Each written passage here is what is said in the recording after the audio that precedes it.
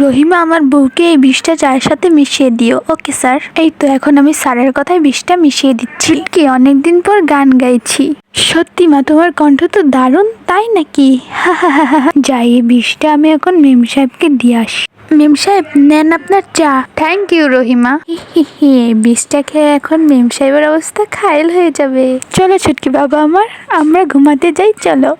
এ কি, আমার এত মাথা ঘুরাচ্ছে কেন? কি হয়েছে মা? মা, তোমার কি হয়েছে? মা, বাবা তুমি কোথায়? দেখ রহিমা, আমার বউ মনে হয় অজ্ঞান হয়ে গেছে। হা হা হা। বাবা তুমি কোথায়? তাড়াতাড়ি আসো, আমার মা অজ্ঞান হয়ে গিয়েছে। হ্যালো পুলিশ, আমার বউয়ের জ্ঞান ফিরছে না, আপনি তাড়াতাড়ি আসুন। আপনার বউয়ের জ্ঞান ফিরছে না মানে? কি হয়েছে আমাকে সব খুলে বলুন। হা হা হা, আমার বুদ্ধি কেউ ধরতে পারবে না।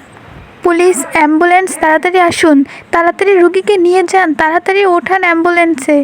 স্যার, আমার বউয়ের কিছুতেই জ্ঞান ফিরছিল না, আমি দেখেছি স্যার। ওকে বাই, তাহলে আপনি সাবধানে থাকবেন। হা হা হা। বাবা, ওই মহিলার সাথে কি করছে আমাকে দেখতে হবে। রহিমা, তুমি আর আমি আজ ফুর্তি করব। আমার মাকে মারা, এক্ষুনি তোমার মুখে এখন বিষ দিয়ে দিচ্ছি।